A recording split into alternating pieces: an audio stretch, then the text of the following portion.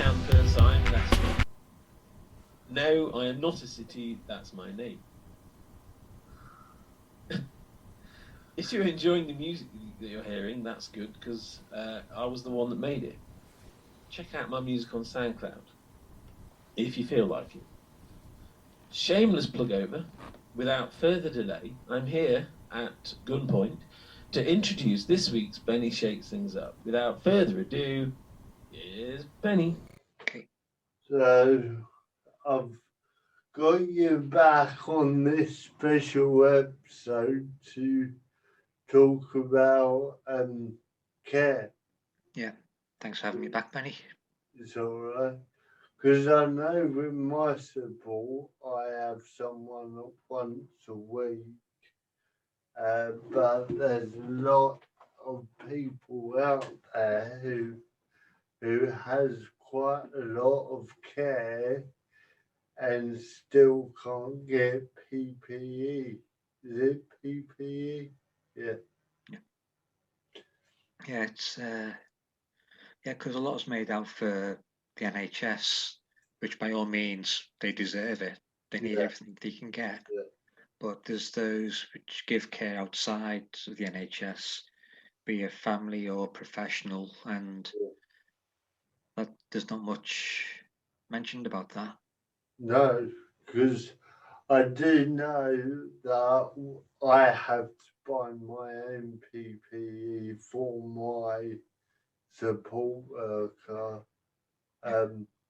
because I don't get care from the government no more. All right.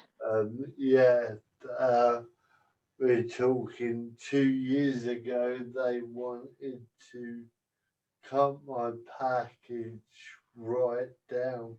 So they're saying that your cerebral palsy's got better. Yeah. No, what it was, I didn't know for any other councils. They wanted disabled people to pay more towards that care package. All right. So mine was, I think it was 9,400 because I can't remember. That's still a lot of money. It is a lot of money. So I had to pay half of that. Yeah. So, and I thought, do you know what? I can struggle along as long as I get a breakfast, I'm fine. So I quit. Well, I said, piss off in my own terms, and then I found comedy. So in a way, my comedy family were my carers. All right. So we have our uses. Yes, help me, because Tommy used to help me with my food and all sorts. So, but with this pandemic, I can't see my friends. So No, it's all down to Zoom and but you can't help me from a computer. no. So They could try putting like a pizza in through a disk drive, but I don't think it'll come out. I don't like pizza. No. I don't like cheese. No.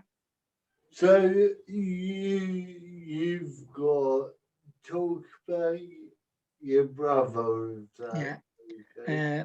My brother has learning disabilities, has problems with his speech and reading, writing, and making decisions, etc.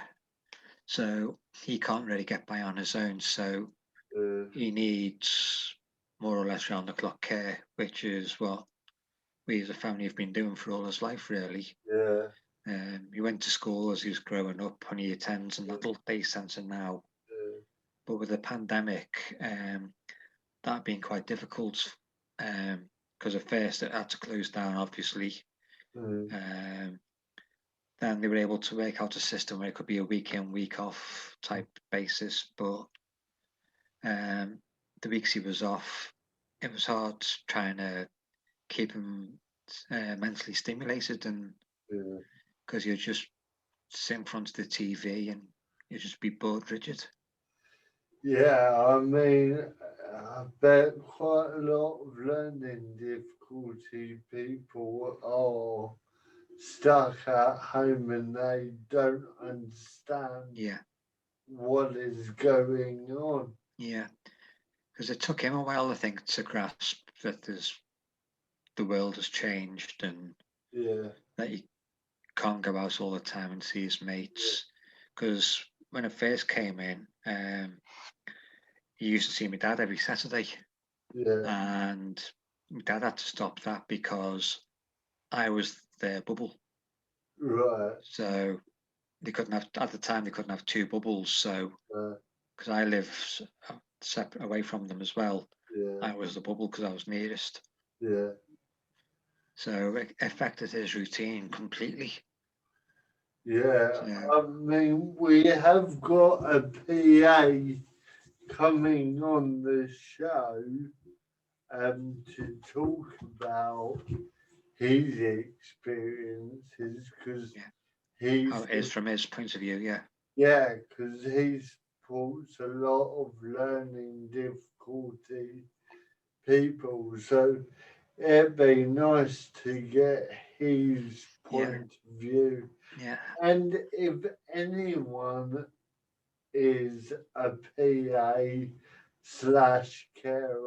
or an unpaid carer and would like to come on the show, just give us an email at bennyshakes.cp@gmail.com. I will put the links all in the description.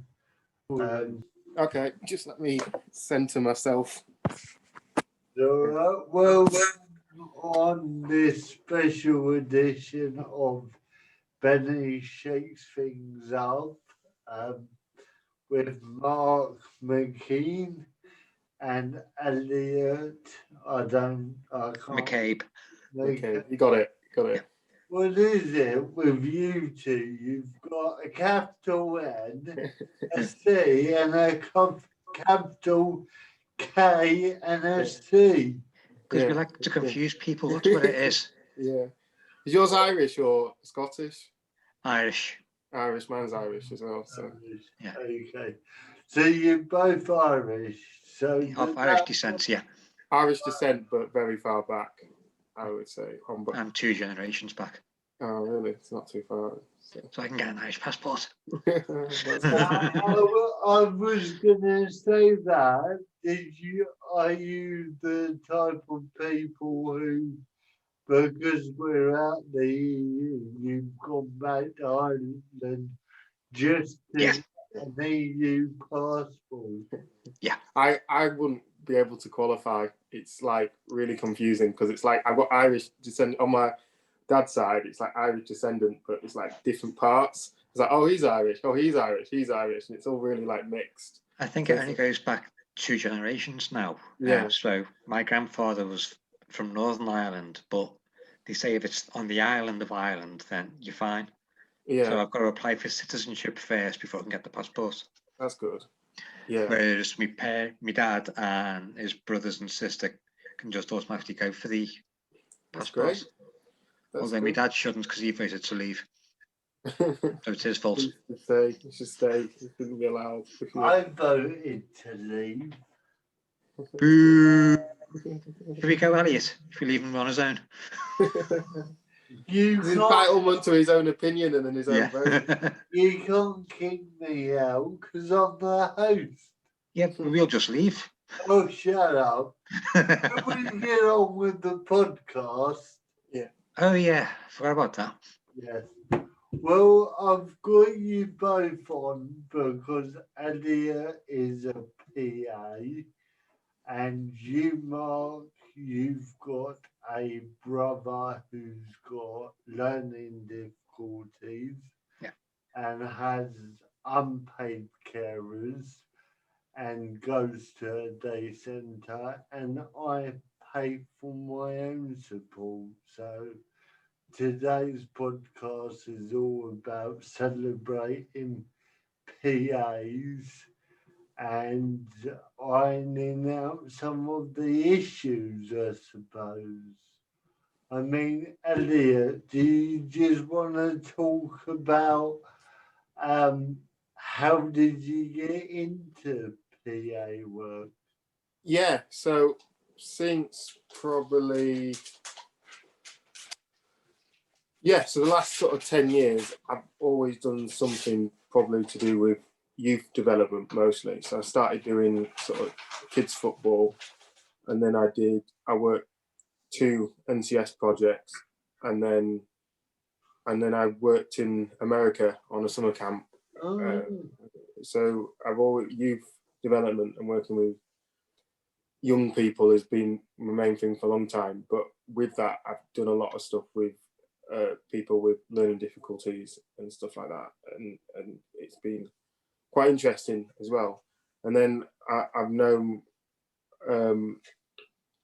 the person I look after's mum for a very long time, a few years now, and she asked me to do it, and she knew that I've done similar stuff before, just more with a class-based or group-based situation. So I thought, oh, it'd be quite similar to that, and in some aspects it is kind of similar to the stuff I've done before, but it's a bit different doing it one-to-one and caring for that one person with their needs. If that makes sense. So yeah.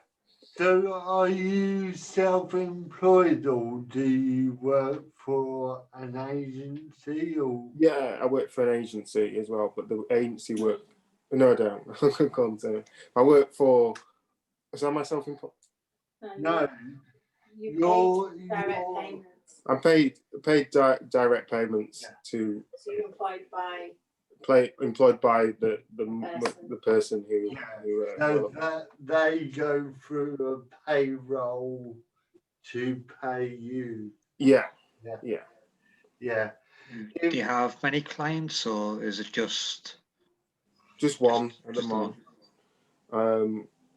Yeah, I feel like I took the job on, and it balances well with my other work and my aspirations in music as well. So my end goal is really to fuse the two together, or just keep them separate. But I enjoy doing both. So especially on the music side of things, I'd love to add more care and working with people with learning difficulties in that area as well. So yeah, because I do know a lot of learning difficulties and other physical disabilities love music because it's an escapism away from problems. And if someone with a learning difficulty can't talk, 9 out of 10 they talk through music.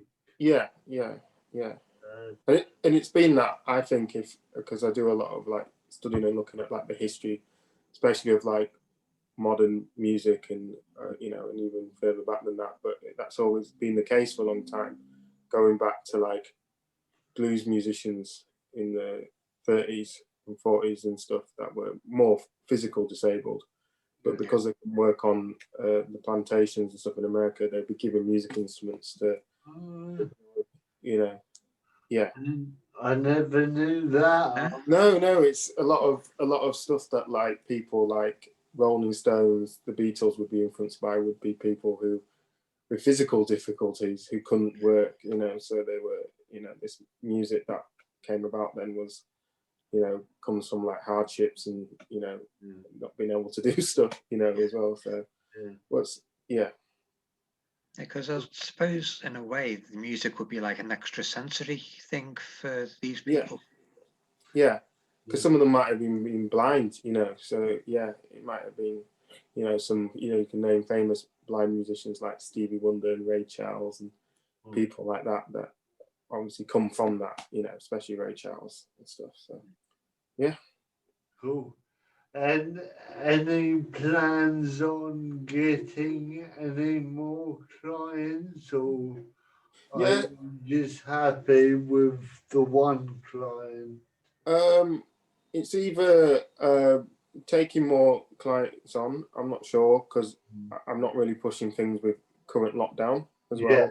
I feel like it's hard to commit to stuff during lockdown, kind of comfortable where I am, or pushing the music stuff on the side as well. So I'm more of a guy who sees what happens, you know. So How has the pandemic affected the work that you've been doing? Music or both. So like music is like, I'm not really doing any events. What's a huge thing I do, and I struggle to, and I've started now, but I struggled a long time to get myself footed. I wanted to teach and do that, and not even just people with learning difficulties, but online. And trying to teach online has been a difficult way for me to. I like being in person and physical, and then with the work, the PA work, it's been hard to, you know, obviously things being closed, and it's hard to prep to do exciting, fun things that are outside the house, because they might not be happening, or it might be even a danger, you know. So it's difficult to motivate someone who when the world is telling you, to motivate someone to go out when the world is telling you not to go out, you know. So it's been an interesting thing, because it's like, oh, we could have done quite a lot of things, but we went to Blackpool, and he brought a friend, and that was a fun couple of days. And obviously we, you know, did all the, you know, wearing the mask and the procedures in the summer when it was open, but obviously now nothing's open, or even like clubs or places to go, or cafes or restaurants or whatever, you know. So it's hard, isn't it? So we was talking before you came on, the start of the pandemic, the NHS struggled to get PPE, but us guys who employ PAs had no PPE. Yeah. I mean, do you have to buy your own? I know me, I've offered to buy my PA PPE. Yeah. So I do have to wear a mask to the shop, but and, you know, and keep my distance and stuff like that. But I buy my own mask, but I'm using that mask anyway, you know. So it's something that I use anyway. So it's not something that I expect my employer really to buy. But I did get a badge for, it says carer, and at first it was kind of like there wasn't any much need for it, whereas now there's very much need for it, because you obviously get stopped in supermarkets, and it's, you only allowed one person in, and it's and that covers it. So it depends, but I don't think it's not like the NHS where they have to be like fully covered, you know. So it's where do you get these carer badges? Because I've never heard of them. I'm not sure. My employer just got me. Oh right, Fed. I thought you knew. Fed. Yeah, I'll find out for you then. Yeah. It'd just be nice to put the info on the description of the podcast. And okay. Cool. So must be getting some kind of rewards when you see the people that you care for develop and enjoy themselves, either through the music or just through being the PA. Oh, massively. So like with the PA, the person I was caring for was very unsociable at first, to being very sociable now, and be confident to go out, and then you know, we've had reviews and stuff, and then looking back at the year and saying, actually, he's come a long way, you know, and to see that. And with the music, But the music is quite interesting because I see people really grow, because a lot of these are like projects, you know, that I've done, and it's like other projects, and so they grow over the course of the project and gain confidence. And my thing is making music production and DJing mostly. So DJing I find is quite an interesting thing, because it's so easy to it's hard to do really well, but easy to kind of start off, you know. So I find people who haven't found their thing find it in that, you know, when that clicks and they love it, and then they're off, and then they you know, and just to have that, you know, for certain people to have that new thing that they want to do, you know. So I can remember back in the day when I lived in London, we used to have a club called Fab Club, where all disabled people could meet on a Wednesday night, and we got the chance to learn about DJing and that. cool. I know it's more about decks nowadays, but we just had 2 CD drawers where we could flick in between tracks, but nowadays it's all. Did you enjoy it, Benny? Yeah, I enjoyed it. I loved it. It gave me confidence. I met my first girlfriend at Fab Club. I mean, she's passed away now, but yeah, I met so amazing people, but this pandemic, again, me and Mark were talking, for us it's hard, but for a learning difficulty person who may not understand how the world works, and then being told you are not allowed out of your home, I bet that is really tough on people. I think for certain people who like, and not even just people with learning difficulties, but people who like enjoy that once a week thing, and having that taken away from them when they go out to, you know, gain confidence in the world. I'm sorry, Elliot. No, that was all I was going to say. So. Yeah, because those who have their routines and which are set in, and just the slightest tweak to that, and they get nervous, twitchy, but on edge, not unsure of what's happening. So this pandemic has really affected them quite a lot. It's taken them a long time to adjust, and then when things do return back to normal, how will they then adjust again? Be like going back to square one, will it? Yeah, and I think, like you're saying, it's like what Benny was saying about confidence. It's like they might have built up that confidence, and then the lockdown comes, and then lost that confidence, and then it's like, because it's been back and forth, they might have started whatever they're doing.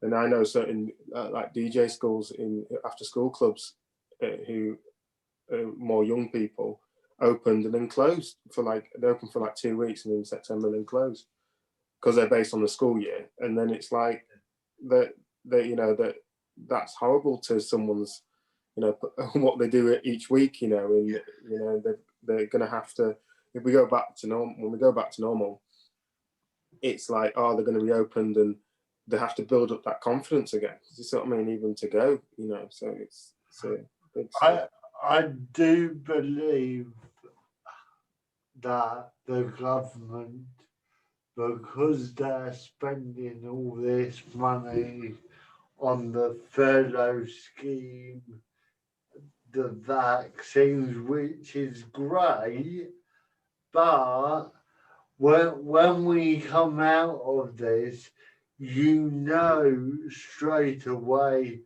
who's gonna suffer with budget cuts. Yeah. and it's the elderly and the disabled people. Yeah. Where your budget, like me, I used to get £400 a month to pay for my carer. 2 years ago, I got told I would have to pay half of that because Nottingham County Council couldn't pay for it. So I said, well, you can bugger off. I will just carry on as I am. But I do believe when we get out this pandemic, a lot of learning difficulties, disabled people are going to suffer more. I mean, what's your views on that? If I can just say, that often seems to be the case. Always seems to be the vulnerable that are the first ones to take the hit. Yeah. Because where I am, my brother used to go to a day centre, a different one to where he is now, but they decided that they're going to have a review, and they decided that his one was going to close. Now, the one he went to did lots of different activities. He was involved with horticulture and crafts and things like that. And then the council just said, oh, we're going to close it. And now that place has been knocked down and it's just a wasteland. He now goes to a smaller centre, which doesn't offer us, most of what is offered is off-site. So got to pay extra for that, as well as having to pay for his transport to get there and back. Yeah. Yeah, they were quite happy to pay for a new council-run dog kennel for when people go on holiday. So they're putting people's dogs ahead of the vulnerable, which I think is completely wrong. Yeah. There's a lot of unpaid carers out there who do it for free, and they don't realise they can get £67.25 a week as long as you do 37 hours unpaid. That's good. Yeah, but how do you prove that? That's mainly aimed at, say, towards families who have the person with the disability living with them. But then again, that 67.25 comes to a stop once the person who's the carer reaches the age of 60 or 65. I didn't realise that. Because my mum used to get that from my brother, but once she hit the pension age, then she was no longer eligible for it. It's crazy. Yeah. Crazy. I'm trying to think what else there is. So you're a musician, so what type of musician are you? So so like DJ, making music, producing. So that I've DJed pretty much everything, but I like stuff like soulful disco, house music, stuff like that. And then I try produce other people, a lot of recording. I like a lot of different types of music. That's like more recording stuff than just sort of electronic dance music and stuff. So that's my bag, but it's a bit different to what most people think. So yeah. If people want to listen to your music, where is it? Is it on iCloud or? Yeah, so just search Bespoke is my DJ name, and it's pretty much on most platforms. If you go to my Facebook or Instagram, there's a link to all my music. Last month I put out my first EP, but I got play on. It's a small album, so it's like it's a cross between a single and an album. Yeah, It's a first single. Me, I ain't got a clue. Yeah, a lot of people don't know what that is really. And it's just like, and I'm surprised, but actually, I can totally get that if they've only heard of a single or an album, you know, or you know. Because EPs used to be quite popular, then they disappeared. Now they're starting to come back again, just like vinyl. And, yeah. So yeah, and I've got plans for like new music. I also run, and partly this is something to keep myself motivated during lockdown, but I do a couple of radio shows on my local online station, Harrogate Community Radio. One's a disco show, weekly one, and then one's like a monthly one where I showcase loads of different types of music that I'm just enjoying from like all over the world. That's more like a talky one. So yeah, just to keep myself motivated and creative and listening to new music. So I kind of support people who are starting out and local people and stuff like that. So you'll have to send us all the links. I will do. When I put this on YouTube and Podbeam, I will put all the links below so people Thank you, Bennett, who are interested can get in touch, or if a parent has got a disabled person or learning difficulties and wants any advice, they could come to you, I suppose. 100%. If they want to ask about equipment or starting out, or I do online lessons if they want to message me about, doing that, but they would need their own equipment to do that, etc. So that would be something I could talk to them about. And I've had a few clients in the past for that. So if they want to contact me and ask any questions about how to start out, what the best equipment is, and what the best, always just, best place to do is message me on Facebook or just email me at djbespoke@gmail.com. So brilliant. Cool.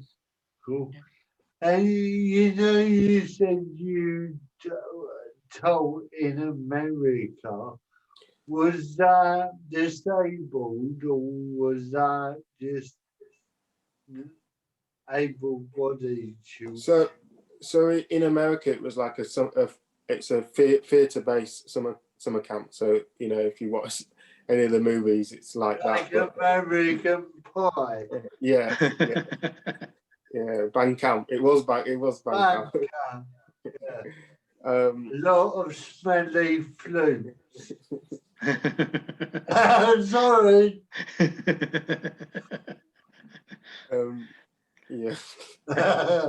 I think that was quite close to the normal, going by Elliot's reaction there. Yeah, I've heard the joke a few people mention it. I went to a band camp, but it's like a theatre-based camp, so they do a lot of theatre shows and connected to Broadway because it was in New York State. Right.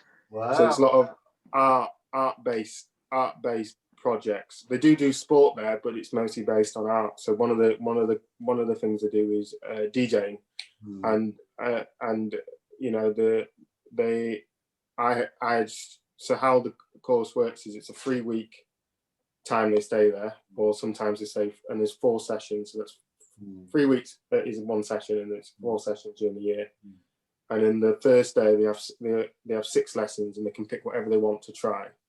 And then after that, for the next sort of 3 weeks, they pick 3 majors, 3 lessons they do every single day, and then 3 minors. So I got a mixture of different types of people, and some of the people I taught were able, and some of them were a mixture of different learning difficulties and stuff.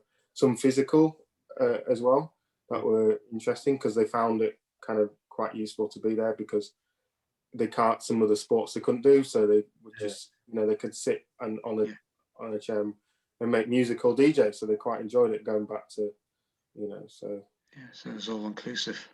Yeah, it was very inclusive, and a lot of people would have who, especially physical, unable with physical problems. They had one-to-one carers who would take them to the lessons and stuff like that, and etc. So yeah, it was very inclusive and open to, you know, like new ideas and trying different stuff, you know, for different people. Yeah, So. I do know in America they've got more respect for disabled people in some sense. Yeah. But then their health conditions are, you need insurance to get healthcare. So in some sense, they've got respect for you, but then if you haven't got the right insurance, you can't get the right medication. So yeah. I mean, Benny's just talked about something that's like a huge thing I noticed in America. Is just like everything to do with education or care, etc., is just different out there. Just really, there's just a different way of looking at it with positives and negatives, you know, like just what, you know. So it was really interesting to what I've been used to going out there, and it's like, oh, you know, this is what how we look after our children is like. It's so different. Does that make sense? So yeah. Keep. Yeah, I mean, what can I say about this government? I mean, yeah, all children need to be told,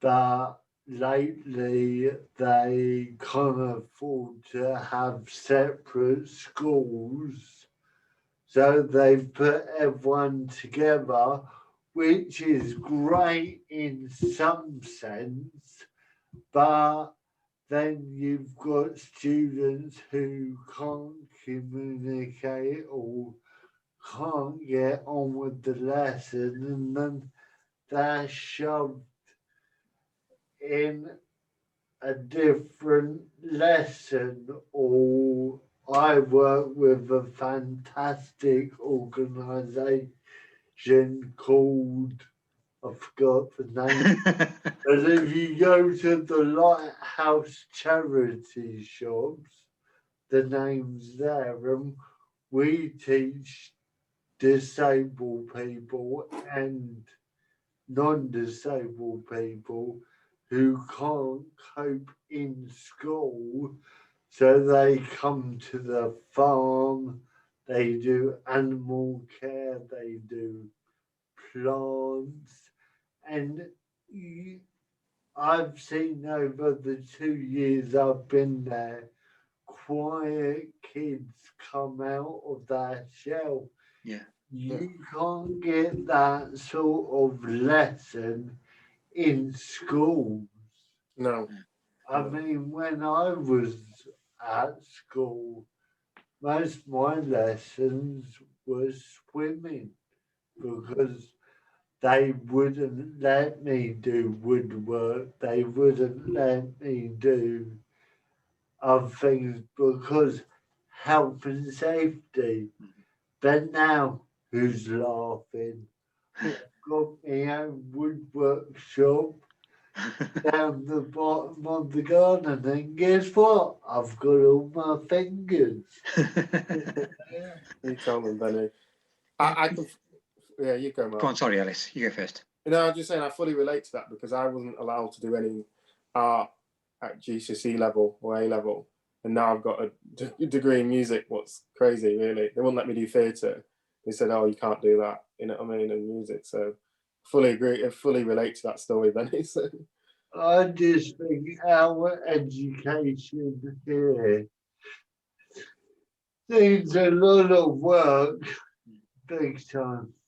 But our kids are suffering now, but we're not here for that. We're here to talk about you and learning difficulties. So, yeah. Yeah, because I was going to say that my brother went through what they call special schools for the disabled. So it was all geared around their needs and what have you. So he was able to cope with that. So when he went to the day centre when they were doing project, he started off doing woodwork, ironically. And okay, he was only doing like the bare basics, like sanding down and what have you. So, and the person in charge was doing all the major stuff, the more dangerous side of things. But he was enjoying it. Yeah. And then he moved on to, I say, doing horticulture. So he was planting seeds for vegetables and flowers, and quite often you bring a few potatoes or spring beans home with them, and so we could see the rewards. And even we got a fireplace which he'd been working on, so that's currently in the front room of the house where he is. So he was active doing things which kept him occupied, and he was enjoying himself. And but again, the government, Labour and Tories came in, and oh God, I'm talking 9 years ago, they cut all the day centres in half. As I say, that one he went to is now empty wasteland because they knocked it down. And he now goes to a different one where in normal circumstances he's only actually in the centre, I think, one morning or one afternoon a week. Stupid. When he attends fully. I say outsourced. I say bring back Remploy, how it used to be. I've got no knowledge of that, I'm afraid. Day centres where people were making cardboard boxes, were making bird boxes and planters and music and things like that, and give us the opportunity to earn a good wage from that. Because a lot of people now shop locally and buy handmade stuff. Why can't we get involved with that again? I like that. Exactly, yeah. But because near me there are like market gardens, so they could bring in people to try and teach them and help them gain more confidence and more skills. Yeah, I fully agree with that. Fully agree. The guy what care for as a PA, he once a week goes to a place called Seagulls in Leeds, where they mix paint and then they sell the paint and they reuse paint. So it's kind of a similar thing, but more in working in a factory warehouse environment. It's still on the arts in a way, but like that, like you agree, like using them physical skills or being creative and then selling them things and then bringing them people in. It takes people who are quite philanthropist, entrepreneurial, to say, this is what I want to do with my company and do a good thing with it, as well. Because for some people, it's not, running a business isn't just about profit, is it? So because there's plenty which help the homeless, but you don't hear of many that help the vulnerable and the disabled. No, good point. I mean, in the 80s, there were all these things going on in day centres, but the late 90s, they shut them all down. So I just think this government are missing a trick where, I mean, many years ago, I used to work in direct payments, helping families employ PAs, And I went to one conference where there was a bloke who ran a day centre for autistic people. We had a meeting with a government person, and he said, why don't you give me the contract for road sweeping and the dumper trucks, and I will employ my lads, and we will go and sweep the streets and empty all the bins. And he said, I guarantee my lads will never go off sick. Yeah. And that's true, because we are scared to go off sick because employers will go, well, that's it. Yeah. You're gone. I think you value it more if you've not had it, isn't it? So it's like valuing it, you know, so you value the fact that you've been given an opportunity, you know, how big or small. Yeah. Yeah. I mean, I started a paid job 1 day a week, and before Christmas, the HR woman said, I'm sorry, Ben, but we're forcing you to have 3 weeks off holiday pay. And I'm like, no, I'm okay. I'm okay. And so I'm sorry, you've got to do it. But I enjoy my work, so I don't want holiday back. But yeah. So, Yeah, but at least they were looking after you and making sure that you were Yeah. taking the breaks, yeah, which is a good thing, yeah. because some employees would just take advantage of that fact. And Yeah, well, my employee is very good at supporting everyone. We're a Christian-based charity, so we help quite a few young people to get a leg up in life. So, and we've started having more disabled children on the farm. So I call that a result. yeah, definitely, because Yeah. disabled people seem to, from what I've seen and heard, a lot of disabled kids, when they've gone to farms, they've really taken to it.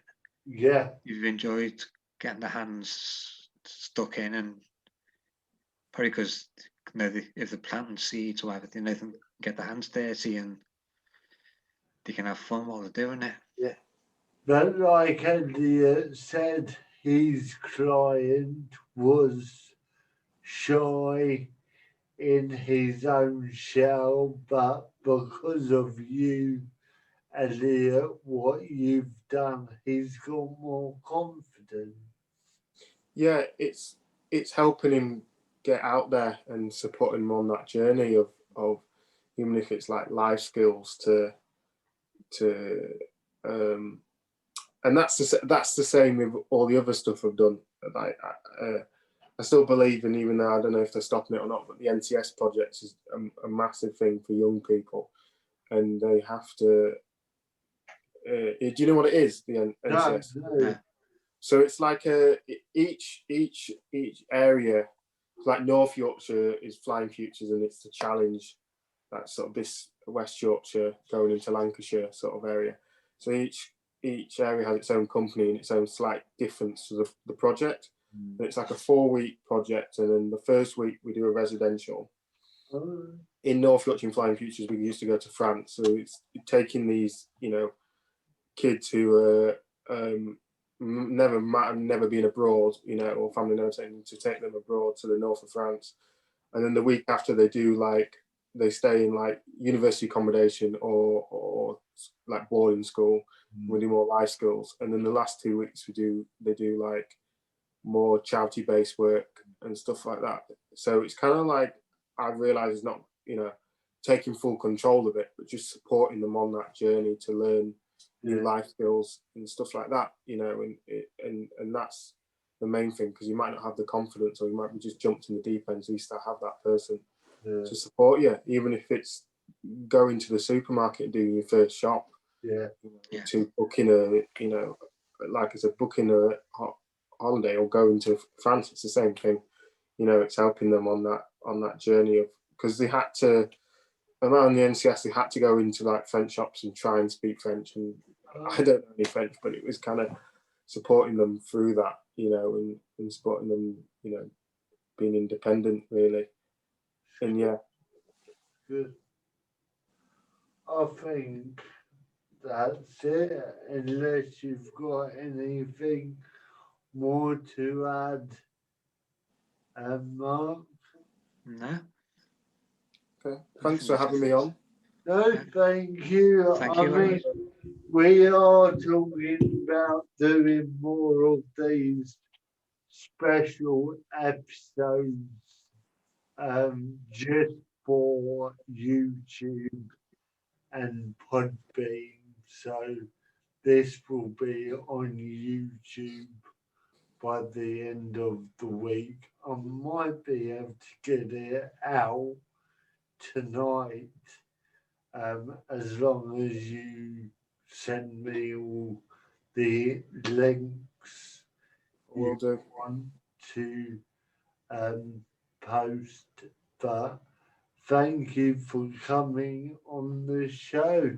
And keep up all the good work that you're doing as well. Thank you. Yeah, I'm glad that, you know, I'm just doing it as long as I can spend some time in my life making some other people a bit happier and better off. It feels good in myself really, and it feels like the right thing to do really. It is. I mean, when I started having PAs on direct payments, I had Simon. He was my age, and working with him, he got me my first job. He got me out more. So, yeah, thank you, Simon, for helping me.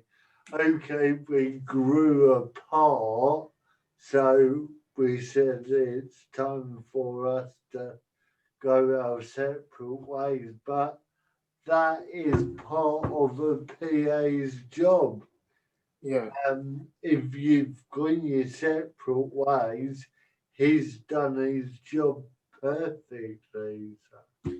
And it's not forever, is it really? And it's not like I said about them projects, is like I'm only supporting them through a period or helping them certain skills. And another kid I had at camp, I was very one-to-one, was really into music, but still had a lot of learning difficulties, and he'd been doing music for quite a while, so I spent a lot of one-to-one with him, and even just like mentoring him and giving him advice on, you know, being a 12, 13-year-old, you know, so it's, you know, it's important to do that and, you know, making the right decisions and stuff. So, you know, helping them on that journey as well. So, yeah. Before we go, I've remembered you haven't, Mark, a very important question. I was leaving it for you, Benny. What is your favourite biscuit? Me, my favourite biscuit, custard cream. It is clearly the custard. Yeah. Do you dunk it? 100%. Oh yeah. You've got to dunk these biscuits. It's an art form. You've got to dunk it perfectly timed. Quickly out. Believe it or not, I can get a bourbon biscuit. I can dunk it and eat it before it falls. Yeah, that's good. So, what about you two? What's your favourite? Mine's bourbon biscuit. Yeah. Mine's Jammy Dodger. Oh, good choice, Jammy Dodger. That's it. Is that a cake? No, it's a biscuit. Okay, fair. You're confused now with the Jaffa cake. Yeah, probably. Yeah. Cool. Well, thank you for coming. don't go away. I'm just going to end the show. Don't forget, on Friday, we've got another podcast with a fantastic guest, and my co-host is Blue Glasses Gal. So we will see you Friday. Ladies and gentlemen, I'm afraid that's all we have time for tonight from Benny and the gang. Please remember to subscribe and click on the bell for more notifications on the next instalment of Benny Shakes Things Up. If you want to support the podcast, or you like the jingle from Leicester in Nottingham, please click on the link below. Adios, amigos.